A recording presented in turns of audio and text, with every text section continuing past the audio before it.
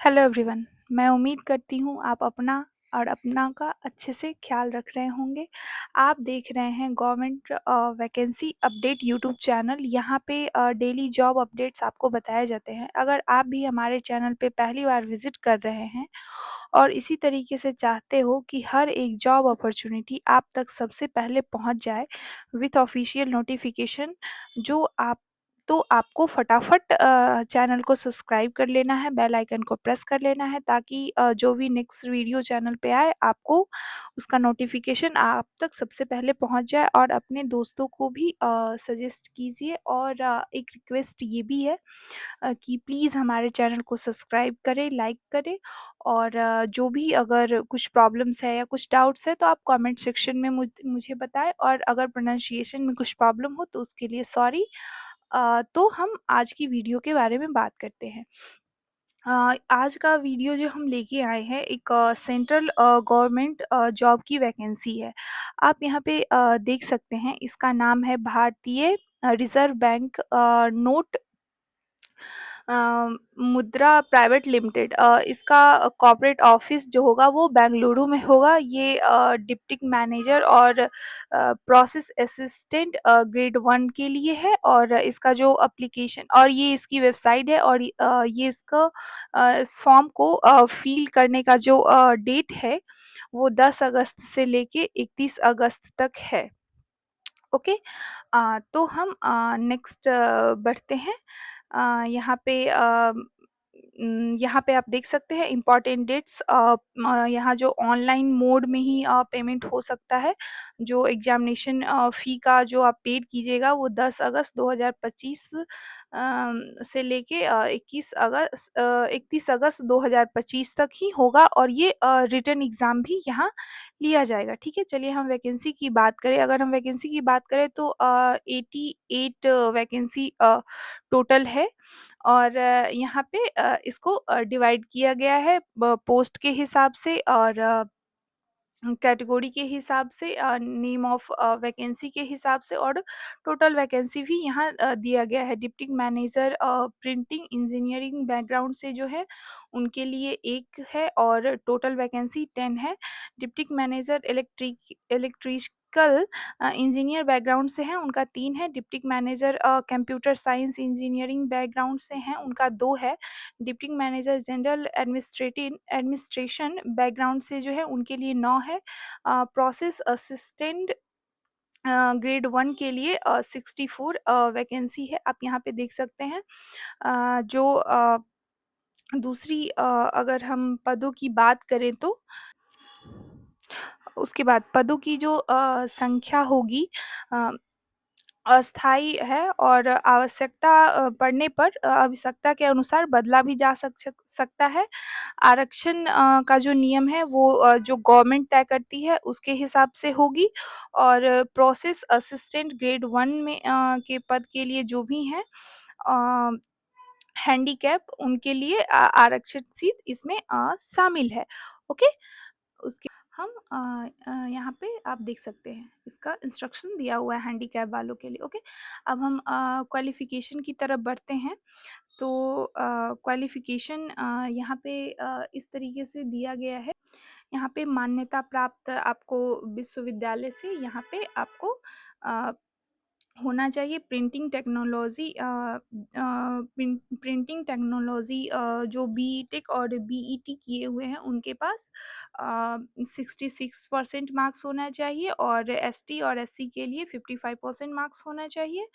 और इनके लिए 2 साल का एक्सपीरियंस भी होना चाहिए। उसके बाद अगर हम इसकी बात करें आगे की, अगर हम बात करें इसकी बात करें डिप्टी मैनेजर की बात करें तो इसमें इलेक्ट्रॉनिक पावर इंजीनियरिंग में बीटेक और बीई एएमआई से उनका 60% होना चाहिए, जो जनरल कैटेगरी से हैं। और जो एससी एसटी के लिए हैं उनके पास 55% होना चाहिए।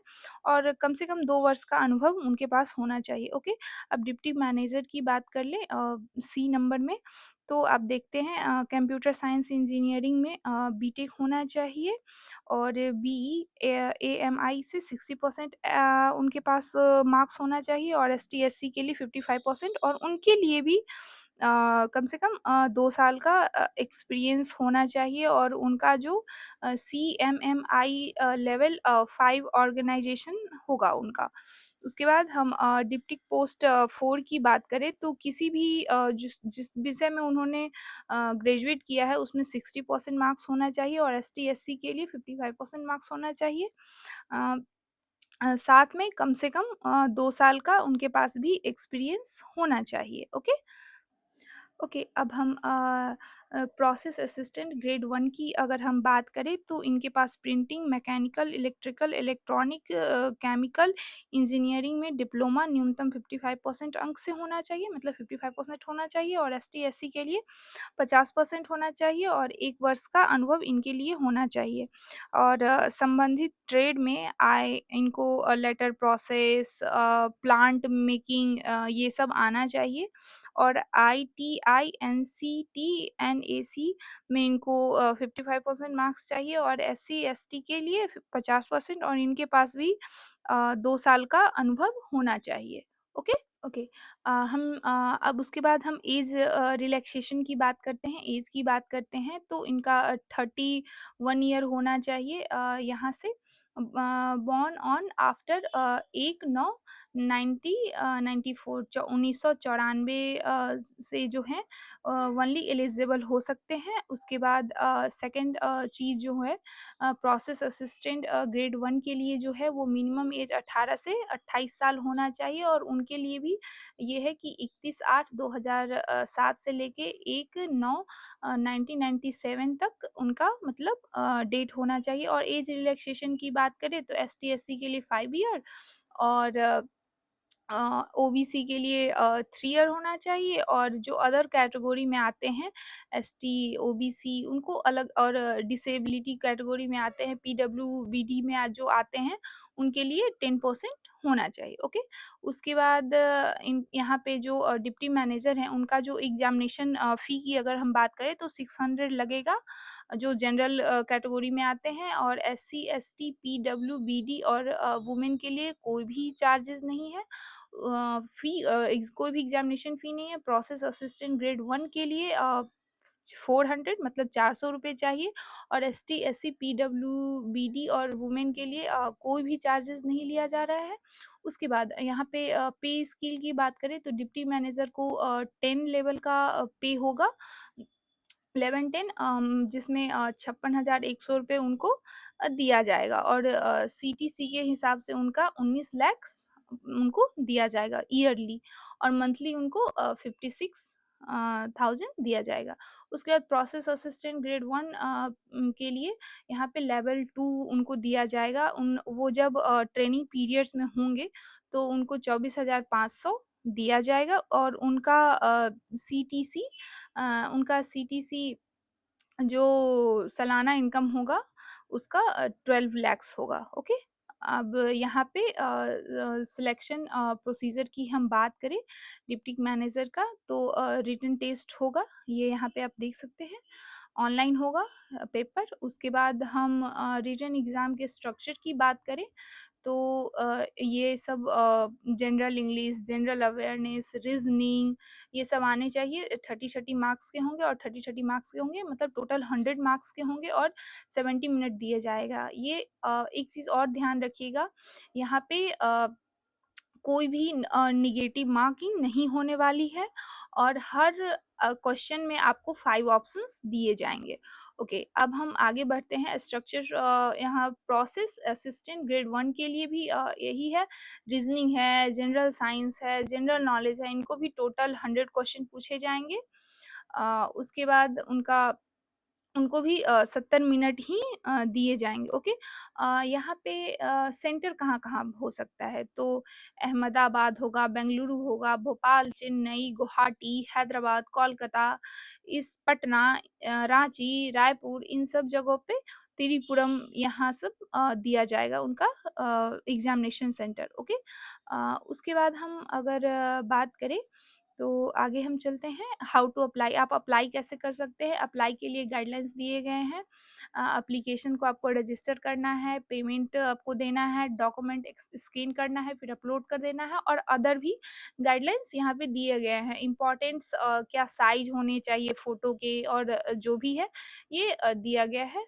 उसके बाद आपको एप्लीकेशन को रजिस्टर करना है, जो भी होता है जिस तरीके से यहाँ पे सारे गाइडलाइंस दिए हैं, आप एक बार रीड कर लेना।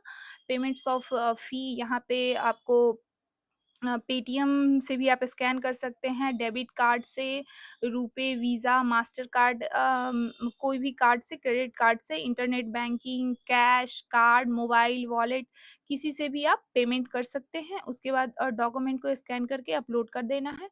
उसके बाद फ़ोटो का जो आपका है वो भी आप यहाँ पे देख सकते हैं कि किस तरीके का फ़ोटोग्राफ़ी आपको यहाँ पे लगेगा। उसके बाद हम स्कैन द डॉक्यूमेंट, डॉक्यूमेंट को स्कैन करना है। उसके बाद अपलोड कर देना है, डॉक्यूमेंट्स को अपलोड कर देना है। और यहाँ पे अदर गाइडलाइंस भी दिए हुए हैं, आप देख सकते हैं यहाँ पे। द एप्लीकेशन में नॉट द फॉलोइंग, मतलब आपको क्या है यहाँ पे वो भी आप देख सकते हैं। ओके, तो मुझे लगता है आई थिंक मैंने सब कुछ कवर किया है, और रिक्वेस्ट है कि प्लीज़ मेरे चैनल को सब्सक्राइब करें और लाइक करें, और जो भी नेक्स्ट नोटिफिकेशन आता है मैं आपको अपडेट करती रहूँगी। ओके, तब तक के लिए अपना ख्याल रखिए। Okay, bye. Thank you.